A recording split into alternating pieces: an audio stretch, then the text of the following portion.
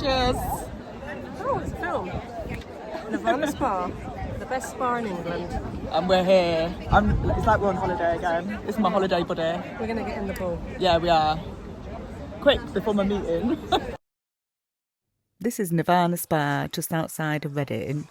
And we're in the outdoor pool, which is warm water under an open sky. And it just felt like the right place to start. And I'm here with who is now my friend Lisa. We knew each other already, but we ended up both going to Egypt, Hurghada, at the same time. But our paths only crossed for like 2 days. But those 2 days we spent like we'd known each other for years. And we decided to meet up and go for a little spa treatment. In Egypt, we drank so much, and it was my last night there and her first proper night there because she'd arrived late the night before. But Lisa actually stopped drinking altogether during that holiday. So floating here today, our conversation found its way to alcohol and why we reach for it. What does it give us and what it takes away? We were here to relax and catch up, but I also had a meeting that I had to run away for. But we had an amazing time and it did feel like we were back on holiday. The vibes and service were just on point. And we were so fortunate with the weather. It was during that little heat wave we had back in May. Well, at Christmas we were in a pool together. We was, do you remember? Actually, because we only had like 2 days together. Yeah, in Egypt. And we drank so much that when we first came night back from Luxor. Oh, was it after Luxor? After was it Luxor. not the first night? Oh, after Luxor, yeah. Yeah, after we went to Luxor. Yeah, we drank so much, and then the next day you were going home, weren't you? Yeah. And I was there on my own, and I fell asleep really early because we hadn't slept, and then I woke up super early and caught the sunrise, and I was like, I love this. And then the next night, drank the free bar again, and I woke up in the morning. I was like, yeah, I can't spend my whole holiday like sleeping in. The sunlight limited here, so I decided to. Yeah, because it's going dark early, wasn't it? 6 o'clock, wasn't it? Yeah, 6 o'clock. The sun went down. It's like I didn't pay to go on holiday to stay in a room until lunchtime. So then I went to a New Year's Eve party. I saw that Home Alone was on the TV, and I was like, at 10 o'clock, I was like, no, I'm going to go back and watch Home Alone. And I had a glass of wine and I wasn't enjoying it. I was like, right, that's it. I'm not going to drink for the rest of this holiday. And drunk Lisa makes decisions like that sober Lisa never follows through with. But yeah, I did. I'd done the rest of my all-inclusive without drinking. And that's a mission, like all-inclusive. It's hard, yeah. I found I had virgin mojitos. I had this lovely little barman, and as soon as I got there, it was like, virgin mojito, miss. He was just bringing it for me, and it became a thing. Like, I'll have a virgin mojito. So it doesn't sound like saying can have a Coke. Yeah. It's a bit more interesting. Yeah. And they have to make effort to make it. And Coke just bloats you as well. I find that if I'm not drinking alcohol and I just have Coke, you're just like, you still feel rubbish. Yeah. But then I allowed myself. My deal with myself was when I go to Thailand in March that I can drink, and when I got to the airport, I didn't want to. And now I'm 150 days alcohol free. I mean, we just got glasses of fizzy cucumber and mint and made it look like we were drinking wine. And it was so nice lovely. and refreshing. It was actually I spilled mine. Yeah. And I wasn't even drunk. But yeah, I feel. How much weight have I lost? Like loads. Yeah, you probably can really about see. 2 stone. And that's in how many months? 5 months. Yeah, 5 months. I've lost easily 2 stone, possibly more, I reckon. I didn't weigh myself because I was scared to. And I feel great. And I don't know now whether it's for life or for 6 months or for a year or I don't know. Well, I feel not bothered. I might be one bad decision away from being drunk though. Yeah, you might. You never know. We'll see. I don't know if I've got a problem or not. So. Oh, that's true, actually. But I've done really well at stopping. Yeah. So we'll find out. That's hard now, isn't it? Because in a way, I don't want to break it. I don't want to break what I've done because if it means that I'm going to do 6 months of binge drinking by having one beer, then do I want to do that? Yeah, because I know with me, like with smoking, I had really bad cravings earlier for a cigarette. I don't think it lasted long, but it's just, I was sat there and I thought, oh my God, how can I still be craving? It's been like, probably 8 years, I think, since I've had a cigarette. But I know, if I even have a little bit of a cigarette, that's you'll it. want another one. Within a week. Yeah, and then I've it's bought a like you packet. just have an odd one off someone, and then you buy a packet, and then you're like, well, I might as well smoke them, and then you're done. And then aren't I you? can't. I've got no choice in Yeah, it. Like, yeah. I know.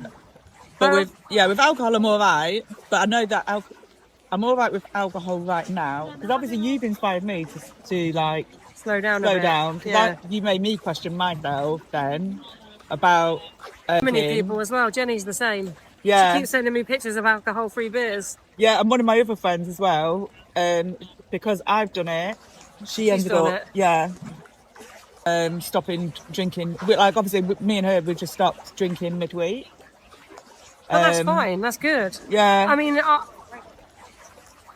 I genuinely don't know if I can trust myself to have another drink, because if I do, it'll be midweek. Will it be, well, I'm going to have a glass of wine because it's Tuesday? Yeah. I don't think it will be, because I seem to have done this relatively easily, but I'm really single-track minded. Like, if I say I'm not going to ever go in that shop again, then I won't. That shop doesn't exist to me, so I've gone, I'm not going to drink. And I'm not. But if that mindset of I'm not going to drink changes to I can drink, then how much am I going to drink? Yeah. I don't know. I know exactly to say to myself, I'm not going to drink during the week, I'm only going to drink weekends, but I don't have to drink on a weekend. Yeah, that's I don't important, have to. yeah. The only time, this is what actually, on a Friday when I've had a really hard day, that's the time that I've had to go.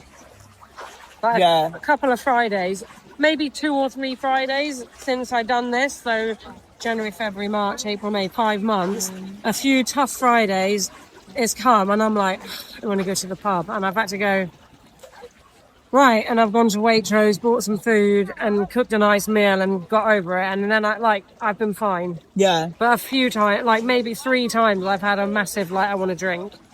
So not a lot, but I don't have a lot of stress in my life at the moment. Yes, that helps. I think that's a factor. Do you know what I've noticed though? Since I did that, I noticed how bad it is.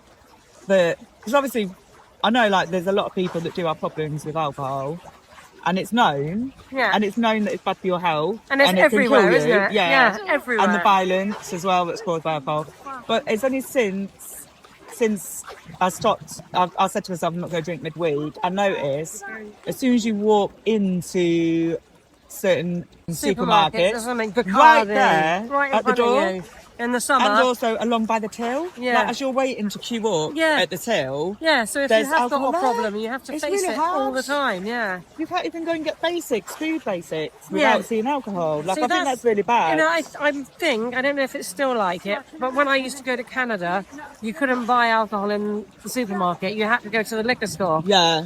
And I think that's better. Yeah, because I do think that's better. Because if you don't go to the liquor store, you can't buy liquor. Yeah. Whereas, I don't know, but yeah, it is terrible. Like Jenny said to me, if it was invented these days, it would be illegal. Yeah, it would. Yeah, without a doubt. And now it's like, I don't know, like the church that I used to go to all the time, they have socials in the pub. Right, it's like, would you like to come to the pub? And I'm like, I know, a lot of them, workplaces as well, like when they go to the pub after work. Yeah, and if you say no, you look like a bit of an outcast. Yeah. Antisocial. Funny, isn't it? Yeah. You don't realise until. But some people, like, I had this. We call people that go to the pub all the time barflies, by the way. Call them what? Barflies. That's our word. Like, you know, like fruit flies, like just like hovering around the bar. But the pub that I used to always go to, if anyone sees this from there, they're going to be like, she's talking about me, the bitch. But I walk by and there's like some people there, and I said to Jen, it's like there's certain people who, like, I know their lives, they don't have a lot. Like, not being horrible, I don't have a lot if you want to be like that. Yeah. You know, socially, like, don't have kids or whatever, don't have a missus, whatever. And it's like, they've got nothing better to do. That's why they're always in the pub. But so that's why I've been running. It's like, I've got nothing better to do, so I go running Yeah. because that's like making me happier and healthier, Yeah. as opposed to making me poorer and depressed. It's true. Yeah. I know I've had to be really conscious since Diva died. Like, there's been periods after she died when I did drink quite a lot. Like, I'm not like a problem a lot, but Yeah, I was using it as a crutch. Yeah. Like, which So understandably, easy to do, isn't it? Yeah, but I was really conscious of I'm not drinking every day because I know how easy it would be to become dependent on it. Yeah, Because it's so readily available. and it's everyone not just goes have frowned a upon. drink. Everyone It's not has, have a drink, love. Yeah. You'll feel better. You need something stronger than Oh, that. celebrate! You'll be Yeah. celebrating. Have a drink. Yeah. Oh, we're commiserating. Have a drink. It's Friday. You're happy. Have a drink. You're sad. Have a drink. It's my birthday. Have a drink. Yeah. So we'll see. Maybe when I get to a year. Yeah. Let's see where I am if I get to a year. And then you might not want to jinx it. You'll be like, I've done the whole year, and if Well, you might not want to. I have this kind of thing where I think maybe I could drink on holiday, so only when I'm abroad. Yeah. Imagine you get really drunk probably because you're not used to it anymore. I'll be free then. I'll be a cheap date. Yeah. I don't know, but it also means that. Shall I tell you what it also means? Like, some of my friends I realise that our social life revolves around drinking. Right. And I don't want to go. Yeah. You know, like, if everyone's having a party and they're all drinking, I don't want to go. Not because I care, they can do what they want, but there's nothing actually more annoying than being around Loads of drunk people. drunk people when you're sober. It's like... Yeah. I know what you mean. And I realise how annoying I am. Yeah. And I don't want to be that annoying. Oh, it's funny. And of course, the money we saved on alcohol, we spent it on food. And then we moved on to the hydro pool. There were so many jets, and every one of them seems to find a knot in your body that you didn't even know that you had. It was so relaxing, and there's just something about talking through grief and everything that we're living with in the now, in an environment like this, because it lives in the body and in the shoulders that kind of stay raised and don't find their way back down, and your breath that stays shallow. You know, letting that warm water work the tension loose. It also makes the tongue loose, so we really had a good laugh, as though we'd actually gone out for a drink. But on a serious note, around a third of bereaved adults, when screened, show signs of problematic alcohol use, higher than the general population. In the UK, just under half of people who lose someone suddenly drink more afterwards, and obviously the highest risk of all is in that first raw year. So if that's you, please know you're not weak, you're having one of the most human responses there is, and you're encouraged to. That's what society does. And I'm going to tell you why I pay such close attention to my own relationship with drink. It's because I lost my daughter to suicide, and people bereaved by suicide carry a higher risk themselves. Add alcohol and that risk climbs again, because alcohol doesn't just lower your mood, it lowers your inhibitions, and it quietens that part of you that pulls those brakes. So for me, staying clear of alcohol when I'm hurting is not about being strong, it's just about knowing where my edges are and choosing not to stand near them. We came in carrying it and we're leaving a little lighter, and that's all a day like this can promise. Has grief changed your relationship with alcohol? Let us know in the comments.